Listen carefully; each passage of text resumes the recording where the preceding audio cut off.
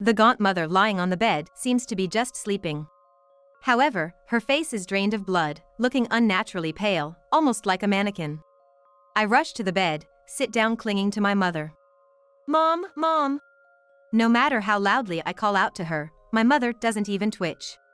She is just breathing, in a vegetative state. "Mom, why? Mom!" I grab her hand, cold as ice, and scream, crying. What a joke, she's just bedridden and there's no inheritance in sight. Seriously. Isn't mother-in-law such a burden? Taking advantage of my mother's unconsciousness, my brother Jake and his wife Sarah reveal their true colors. I will never forgive them. Doing such a thing to my beloved mother. However, an unexpected development awaited me after this. My name is Emily, I'm 21 years old. Living alone while attending a national university focusing on education. I am busy every day with student teaching and studying for exams, all to fulfill my childhood dream of becoming a high school teacher. Combining this with my desire to repay my mother, who raised my brother Jake and me by herself, I spare no effort to achieve my dream. My mother, who has been desperately supporting our family ever since my father passed away when I was young, especially had a hard time with my brother Jake. A few years ago, Jake dropped out of high school and began to live a life of idleness, rarely working and mostly fooling around. Stealing money from my and my mother's wallets was a daily occurrence, and sometimes he even went so far as to secretly sell our household appliances when he needed more. "Hey Jake! Did you take Mom's money again without asking?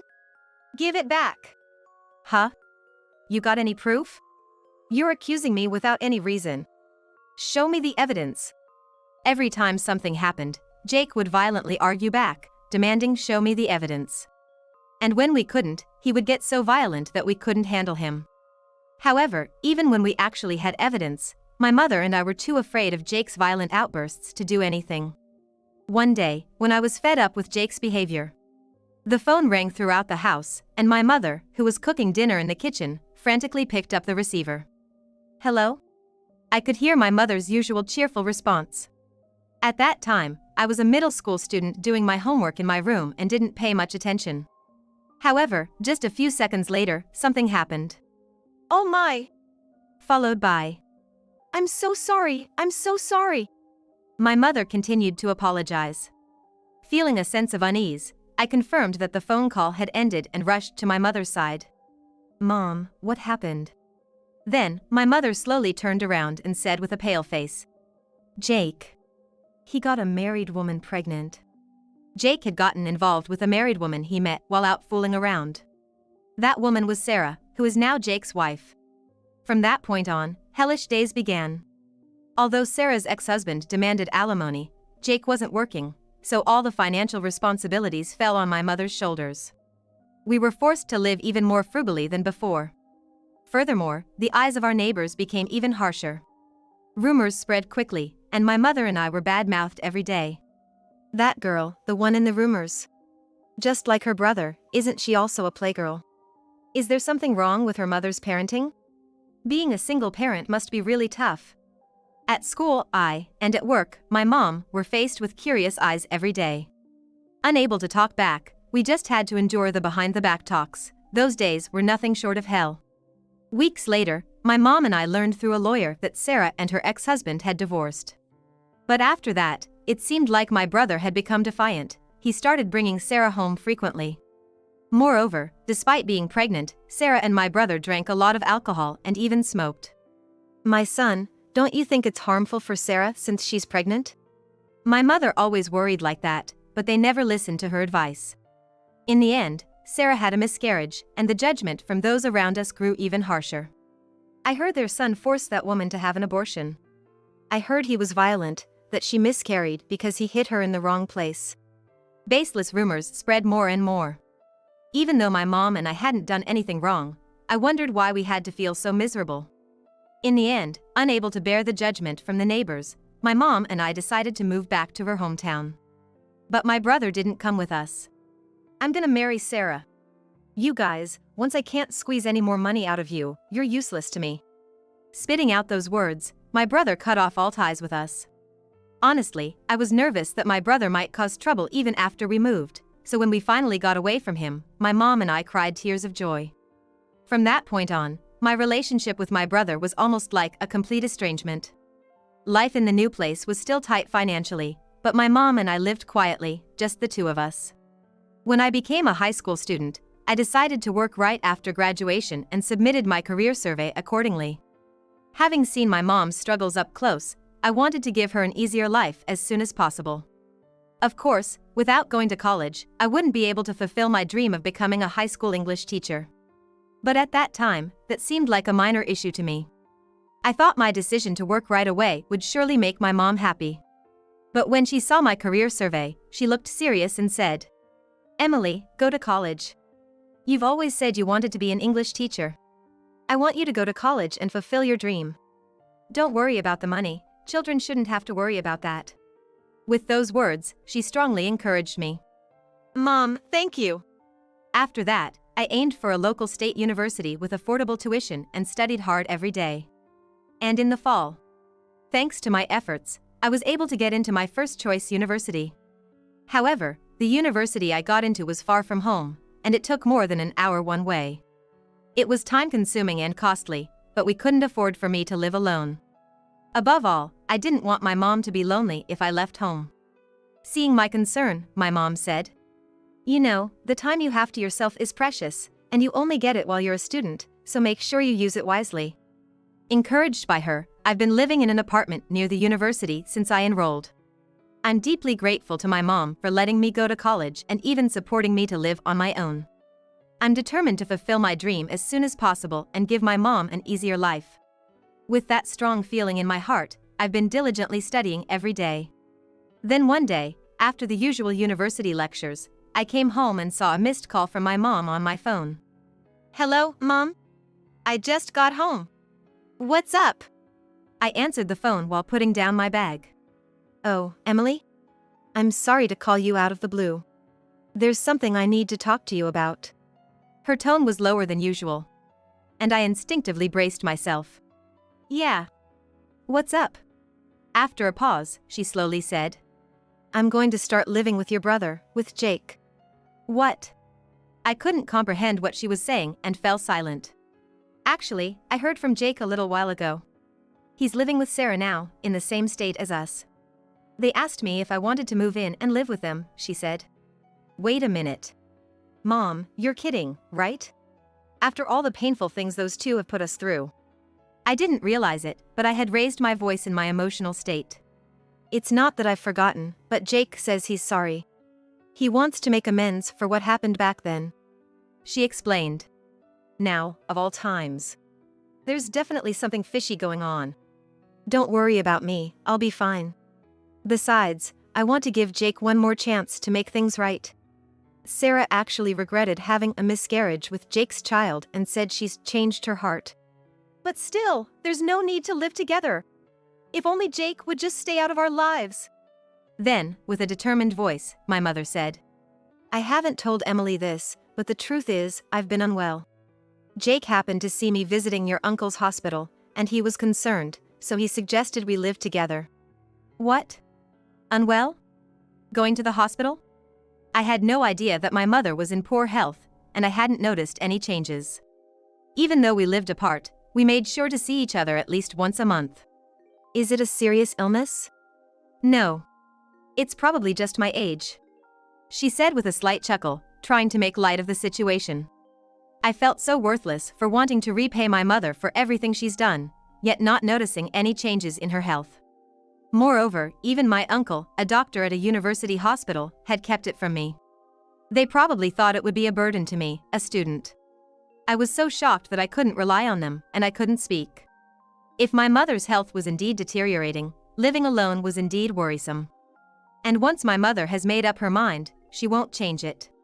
No matter what I said, it probably wouldn't change her mind. I gave up halfway and sighed softly. "All right. But you have to promise to consult with me immediately if anything happens. You have to." "Yes. I promise." And so, the living arrangement with my mother, Jake, and Sarah began. It had been about a month since my mother, Jake, and Sarah started living together. I was in the middle of a busy semester at university, spending my entire day studying. Additionally, several employees at my part-time job had quit, so I was extremely busy juggling school and work. I hadn't met Jake and Sarah yet. I wanted to meet them before they started living with my mother, but seeing how busy I was, my mother insisted, "Don't push yourself." She frequently contacted me, telling me how kind Jake and Sarah had become. Jake has really changed. He even brought me a cake on his way home from work the other day. Sarah is really good at household chores. She insists that I don't have to do anything. I feel like I'm taking advantage of them. Every time I heard my mother's happy voice, I felt relieved. I still couldn't forgive my brother, Jake. But no matter what kind of person he was still her child. Maybe she's just happy to rebuild her relationship with her son after a falling out. If my mother is happy, then that's all that matters, I thought, starting to accept their living arrangement. However, an incident occurred after 3 months had passed. I finally found a break in my studies and was able to make time for just one day. I contacted my mother, and she suggested, "Let's have lunch at that cafe we used to go to all the time." I was looking forward to that day. But on the day of our meeting, something unexpected happened. I arrived at the cafe for our meetup and looked for my mother, who had arrived earlier. I scanned the interior of the cafe, but couldn't find anyone who looked like her. Then, I saw a woman waving at me from a seat in the back of the cafe. Mom. I was about to wave back when I froze. The mother sitting there was shockingly thinner than she had been just 3 months ago. What happened, Mom? I was so shocked that I forgot to sit down. Her shoulders were noticeably narrower, and her cheeks were hollow. "Long time no see, Emily. How've you been?" "Never mind about me. What happened to you? You've lost so much weight. Did Jake and Sarah do something to you?" I grabbed my mother's shoulder and questioned her. Suddenly grasping her shoulder, I was shocked at how thin it was, worried it might just break. Actually, a little while ago, Jake and Sarah's attitudes started changing. At first, they just pushed the household chores onto me, but gradually, they began reducing the amount of food they gave me. I've been moving around without eating, so I've lost a bit of weight, my mother said with a downcast smile.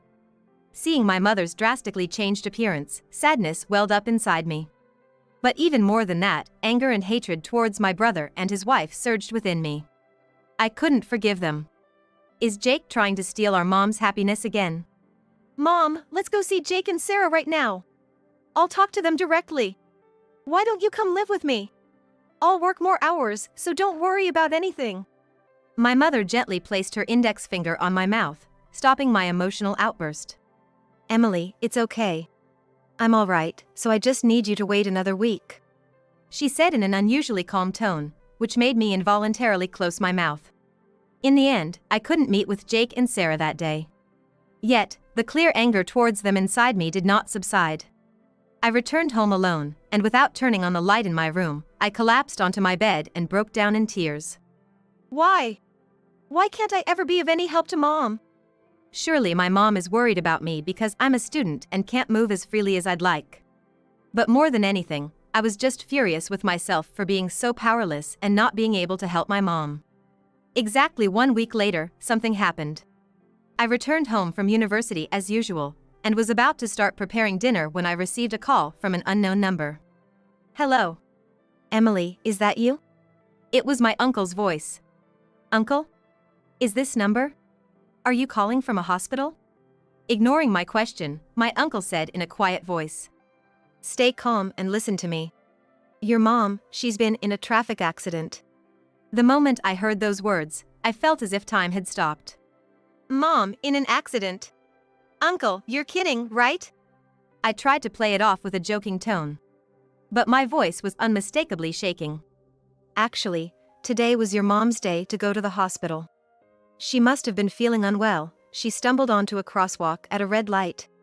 She's been diagnosed with malnutrition recently, and that must have affected her. Then a car hit her. Fortunately, her life is not in danger, but she hasn't regained consciousness." "No, that can't be." "Anyway, she's now at my university hospital. She might not wake up again. You should be prepared." With trembling hands, I hung up the phone. Grabbing my bag that had fallen on the floor, I rushed out of the house. "Mom, please be okay." "Uncle! How's Mom?" When I arrived at the hospital, my uncle, who was waiting at the entrance, immediately took me to her room. My emaciated mother was lying on the bed, seemingly just asleep. But her face was pale, as if drained of blood, looking almost like a mannequin. I rushed to the bed, sat down, and clung to her. "Mom, Mom!" No matter how loudly I called out to her, she didn't move a muscle. She was in a vegetative state, only breathing. "Mom, why? Mom!" Holding my mother's ice-cold hand, I cried and screamed. Then, I heard the sound of the hospital room door sliding open and footsteps entering the room. At the same time, I heard two familiar voices that reached my ears. "What's this? Just a bedridden patient and no inheritance. Now she's just a burden." Really though? I was hoping the inheritance would come through quickly. "Mother-in-law, isn't this too much trouble?" The voices I heard right behind me belonged to my brother, Jake, and his wife, Sarah. I recognized them immediately, without even having to turn around. I had heard their voices more than enough when I lived with my brother. It was the voice of my brother, who used to steal money from me and our mom and then go on a rampage. It was the voice of Sarah, who didn't care about me and my mom at all, made a baby with my brother, and even had the nerve to move into our house. I could never forget. I was visiting Uncle at the hospital, and I heard that Mom's not gonna last much longer. I was nice to her, thinking the inheritance was coming, and now she's in a vegetative state. She's repaying kindness with ingratitude. I thought mother-in-law had hidden my father-in-law's inheritance, so I was excited thinking a big sum might come our way. What a letdown. Really, we were just wasting our kindness. Even Uncle couldn't take it anymore and shouted, "Hey! Show some respect." Inheritance. We don't need to be talking about that right now. And to begin with, Mom started getting shaky because you guys skipped her meals. She might have had an accident because of that. You deceived Mom out of greed for the inheritance. When I turned around, there were Jake, who seemed a bit aged, and Sarah, with her flashy curly hair and a short skirt. "I'm sorry, Mom. I didn't notice anything." I glared sharply at my brother and his wife, who were laughing scornfully. "Everything is a mess because of you, always has been, always will be. Never show your faces to us again." My brother and his wife shuddered as I yelled at them with a ferocious look. I got it. There's no point in staying here with Mom anymore, it's just costing money. We were after the inheritance from the start. If there's no money coming in, there's no point in living with her." In his panic, Jake spoke in an unusually loud voice. "Even before we got married, I lived with Mom and Emily to steal their money. Mom didn't notice, naive as she is. I've been stealing money from Mom's purse even now. And I've sold almost all of her expensive-looking jewelry, but she hasn't noticed a thing. By the way, Emily, you left your mom alone, too. Aren't you just as guilty? Don't push everything onto us." In front of our silent mother, Jake and Sarah were laughing scornfully. I was so frustrated, I couldn't hold back my tears. And then, at that moment. "Ha, you finally said it." "What?" Jake, Sarah, and I all spoke at the same time. On the bed, my mother was sitting up with her eyes wide open. "Mom!" "What?" "I'm sorry, Emily.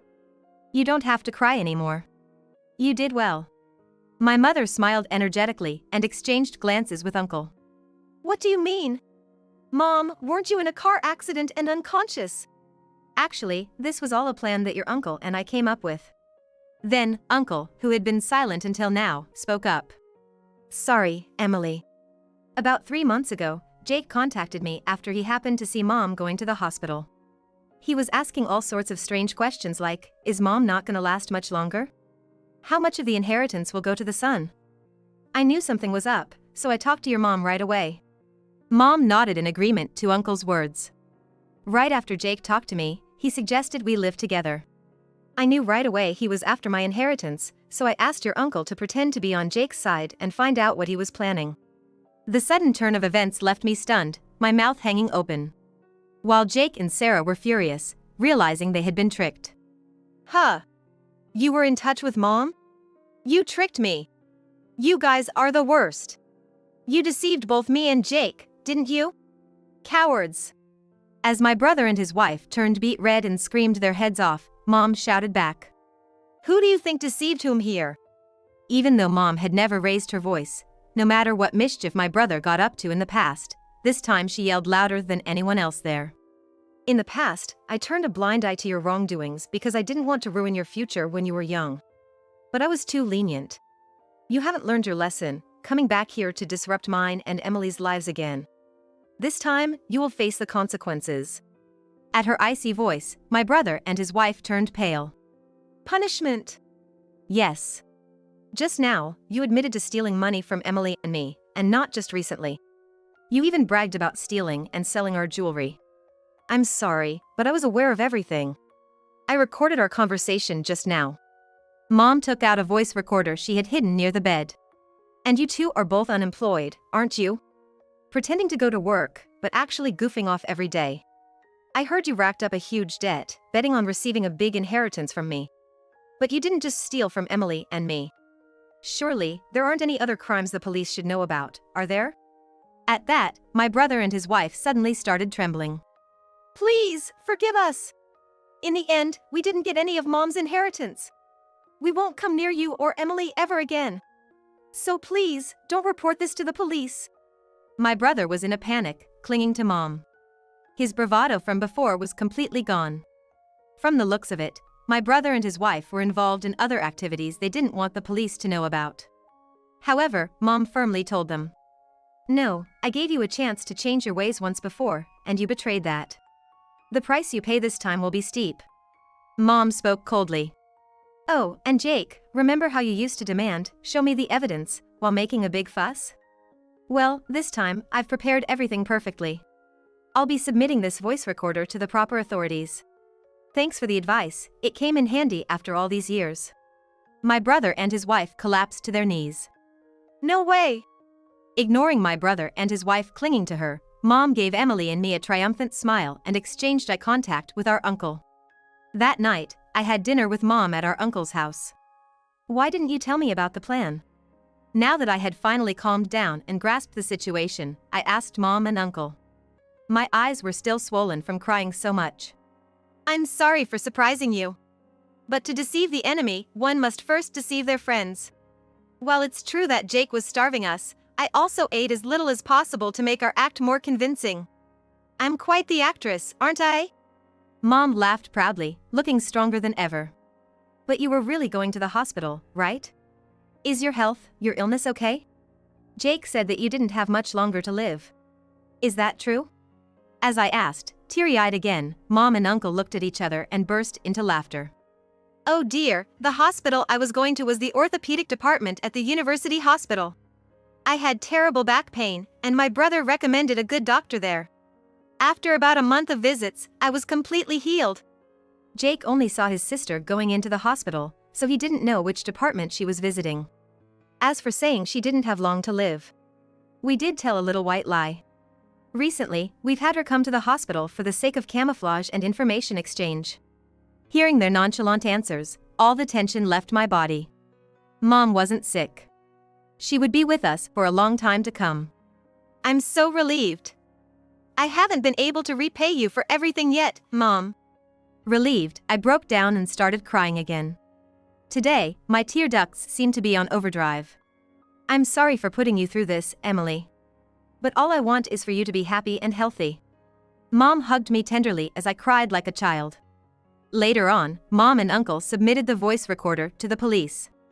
Since they had already consulted a lawyer, it seemed that we were going to get all of the stolen money and the money from the sold jewelry back from my brother and his wife. Of course, we made them pay everything in one lump sum. By the way, my brother and his wife, who had quit their jobs and were living off a huge debt while waiting for an inheritance, would now be chased for repayments on that debt as well. Moreover, it turned out they had been involved in setting up honey traps and fraudulent schemes. Once they became targets of a police investigation, they were quickly caught. Since then, I have no idea what kind of life my brother and his wife have been leading. A few months later, as the weather gradually warmed up, I was enjoying my peaceful days when I got a call from Mom. Emily, after the university graduation ceremony next week, do you want to go out to eat with Uncle and the three of us? I'm happy, but is it really okay? It's fine. He said he wants to celebrate with us. After all, Emily, you're going to be a high school teacher starting this fall, Something you've always wanted. Yeah. I'm happy, thank you. And so, once again, happy everyday life returned to us. From now on, I intend to slowly repay the favor, supporting each other with my mother.